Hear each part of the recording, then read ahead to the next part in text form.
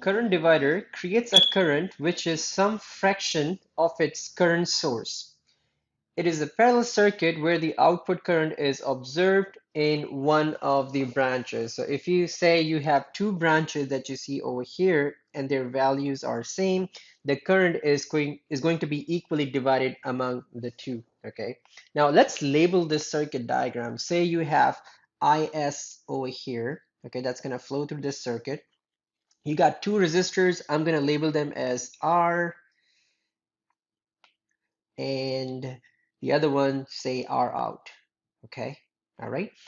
And the goal would be to find out the current across R out, and I would label it as I out, and the current that's flowing in the resistor right here, in this one right here, you would label them that this is your IR. So again, you have this IS flowing in here. Take this route, go this way, and then some current will flow this through this R out right here. So if I apply KCL here, you have this node over here, current entering equals to current leaving. So I get this equation. If I apply KCL, I get IS equals to IR plus I out, okay? The current across resistance out. I can simply now apply Ohm's law to find out the voltages across these two resistors, where the voltage across this resistor would be VR equals to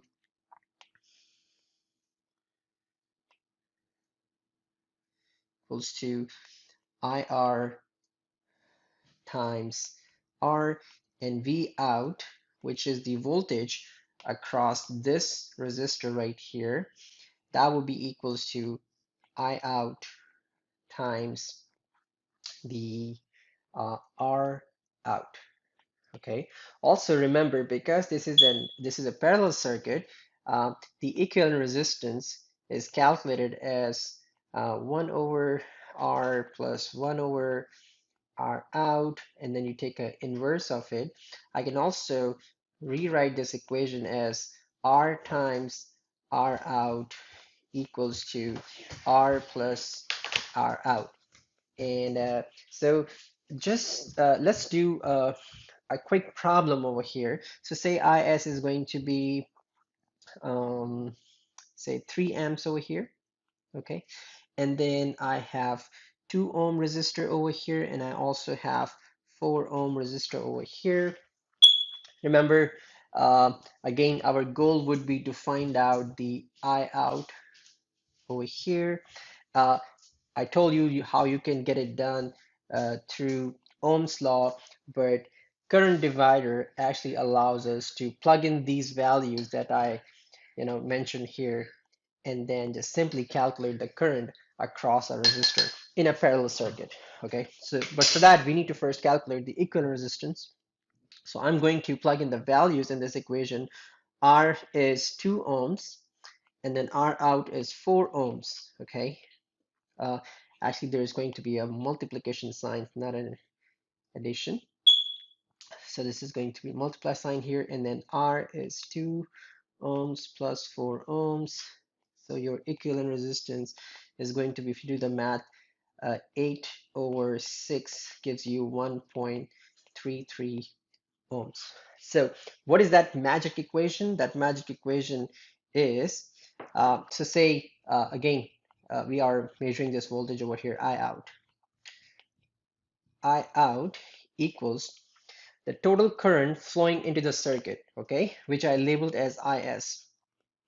IS times the equivalent resistance of the circuit, which is 1.33, but I'm just gonna put it in expression format, divided by the component or a branch or the element across which you are trying out to find the voltage, which in this case is R out.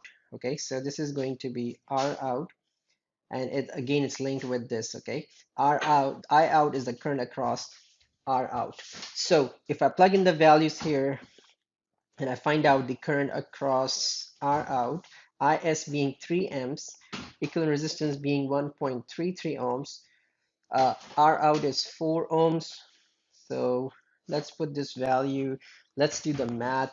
You will basically, uh, this will be 3.99 for approximately equal to 1 amp.